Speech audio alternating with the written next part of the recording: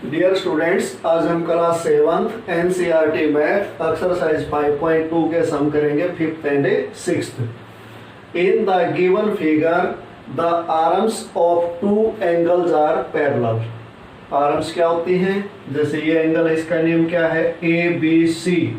ये एक आर्म होगी, ये दूसरी आर्म होगी। अब ये दूसरा एंगल ये बना हुआ है डी ई एफ। अब इसकी ये आर्म होगी, ये आर्म होगी। तो इसमें क्या है, जो ए बी आर्म इसकी है और डी ई इसकी, ये पैरेलल है।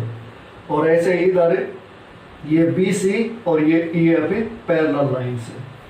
अब if angle A B C equal to 70 degree, angle A B C 70 degree ये दिया हुआ है, then find angle D G C. D G C angle देखो कौन सा है, ये डी पॉइंट है, ये जी है, ये सी है। तो ये एंगल जो नंबर 1 डाला हुआ है ये एंगल डी जी सी है। तो इसमें देखो स्टूडेंट्स, ये दो पैरेलल लाइन है और ये इनकी ट्रांसवर्सल लाइन है। तो इस एंगल में और इस एंगल में क्या रिलेशन हुआ? इस एंगल में और इस एंगल में रिलेशन हुआ कॉरस्पॉन्डिंग एंगल का। जब इस फिगर को आप ऐसे करके देखोगे ना, तो ये इसमें से इंटीरियर है और नीचे वाले में से एक्सटीरियर है, तो ये कॉरस्पॉन्डिंग एंगल है। तो अब हम यहाँ क्या लिखेंगे? जब हम फर्स्ट पार्ट करेंगे,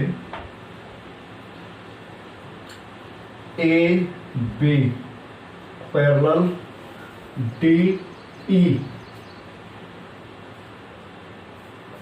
ये पैरेलल है, and B C is transversal.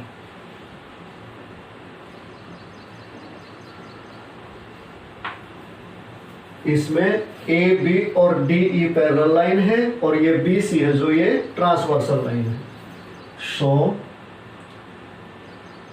Angle A B C equal to angle D G C.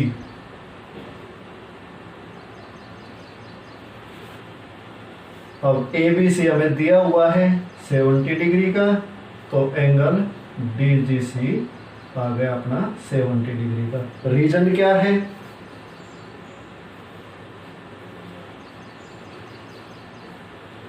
Corresponding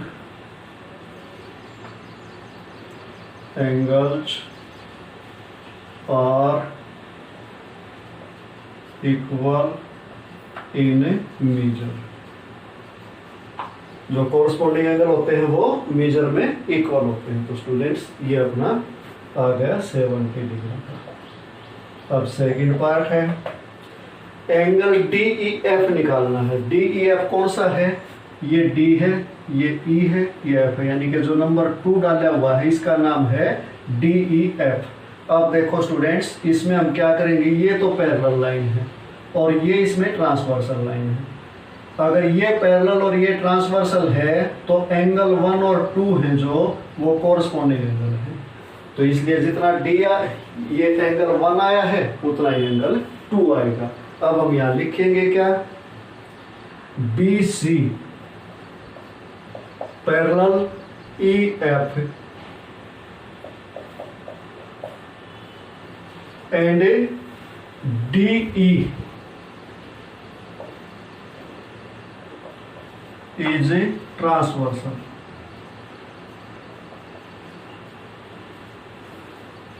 so angle D E F निकालना है ना हमने, angle D E F equal to angle D G C, इसके equal होगा। क्यों होगा? Corresponding होगा। Angle D G C. अब रीजन क्या लिखेंगे?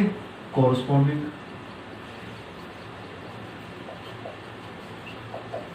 corresponding angles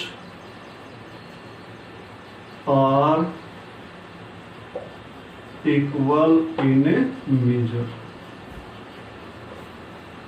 तो एंगल डी ई एफ अपना कितना हो गया? 70 डिग्री।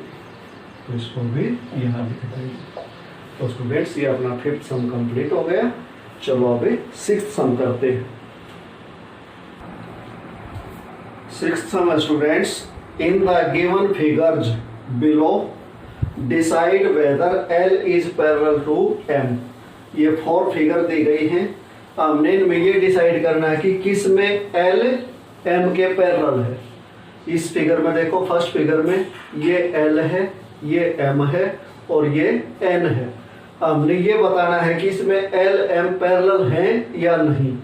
ये पता लगाने के लिए हम क्या करेंगे, ट्रांसवर्सल लाइन के सेम साइड के इंटीरियर एंगल का सम देखेंगे। अगर वो 180 आ गया तो ये ट्रांसवर्सल है, और 180 नहीं आया तो ट्रांसवर्सल नहीं है। तो इसमें देखो दिए हुए हैं दोनों। अब हम क्या लिखेंगे, फर्स्ट पार्ट में 44 डिग्री प्लस 126 डिग्री ऐड करो इनको। 126 में 4 ऐड किया 130, और 130 में 40 ऐड किया 170। तो स्टूडेंट्स 117 का टोटल आया। तो आई थिंक ये सप्लीमेंट्री एंगल नहीं हुए। ये सप्लीमेंट्री एंगल नहीं हुए तो L और M पैरेलल नहीं है। तो अब हम क्या लिखेंगे यहाँ, L here L is not parallel to M। यहाँ L पैरेलल नहीं है M के। क्यों नहीं है, because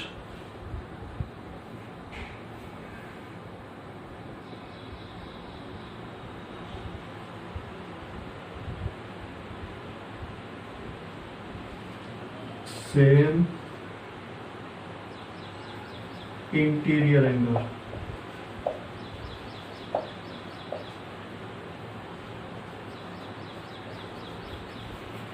of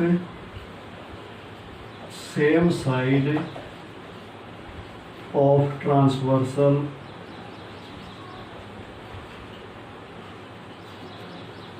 are not supplementary.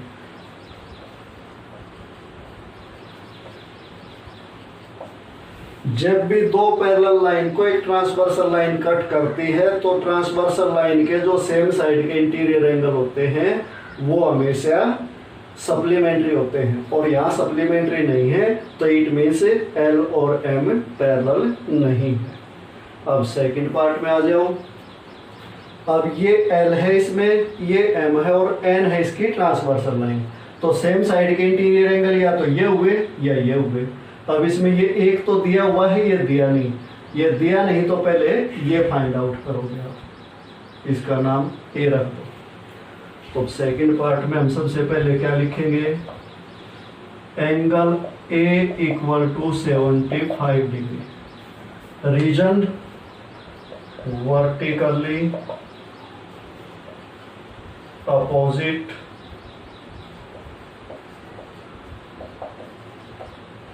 angles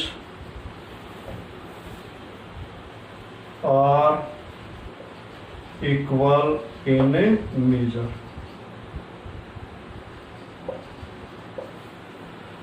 अब ये 75 आ गया। अब सेम साइड के इंटीरियर एंगल हो गए। अब 75 प्लस 75 इक्वल टू 150। ये भी 180 नहीं आया तो अब हम लिखेंगे here L is not parallel to M। Reason यही रहेगा, because interior angles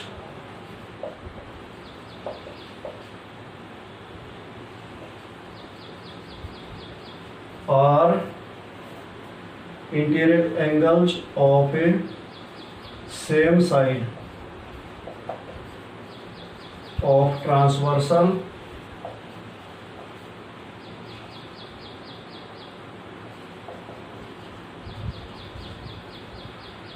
are not a supplementary।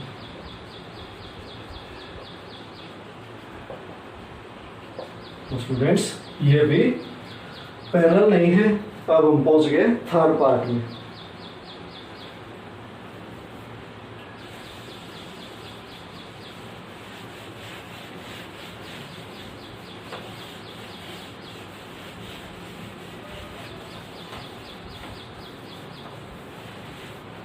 Third part है स्टूडेंट्स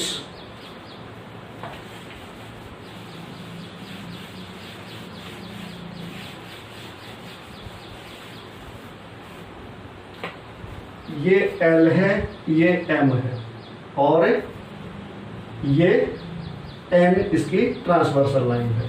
तो सेम साइड के इंटीरियर एंगल या तो ये हुए या ये हुए। अब इसमें ये दिया हुआ है, ये हमें निकाल सकते हैं। इसका नाम A रख देते हैं। Third part, angle A equal to 57। क्यों है 57 का? Vertically opposite angle. Vertically opposite angles are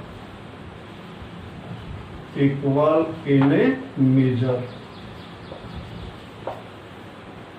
अब ये हमारा 57 आ गया। अब इन दोनों को ऐड करके देखो, 123 प्लस 57 इक्वल टू 180 आएगा।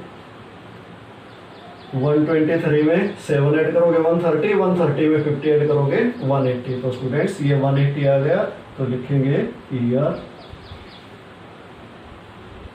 L is parallel to M। यहाँ L है जो M के पैरेलल है। क्यों है? Because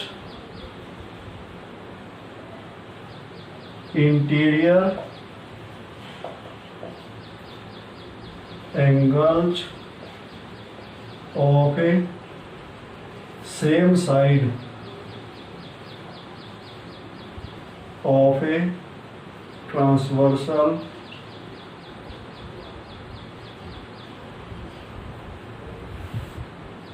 or supplementary।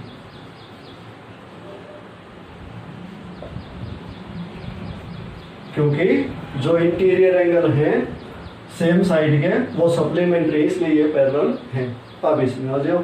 Fourth part, ये L है, ये M है और ये N इसकी ट्रांसवर्सल लाइन। इसको ऐसे करोगे तो सेम साइड के इंटीरियर एंगल ये हुए तो ये दे रखा है, ये नहीं दे रखा है, तो ये हम निकालेंगे, A लगा देते हैं इसमें।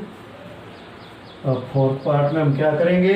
Angle A equal to 72 degree. क्यों है 72 डिग्री का? ये vertically opposite.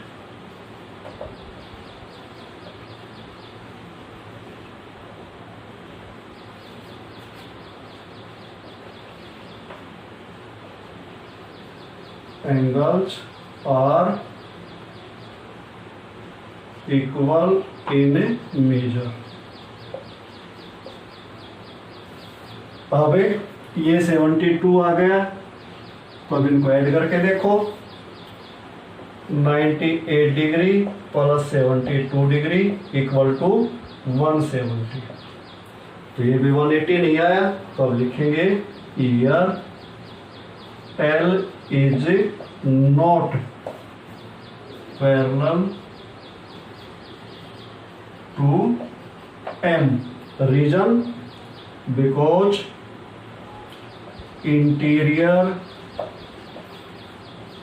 angles of a same side of a transversal are not a supplementary। क्योंकि सेम साइड के जो इंटीरियर एंगल हैं वो सप्लीमेंट्री नहीं है, इसलिए ये पैरेलल नहीं है। तो स्टूडेंट्स ये अपना 6th सम कंप्लीट हो गया और इसी के साथ ही 5.2 भी कंप्लीट हो गई।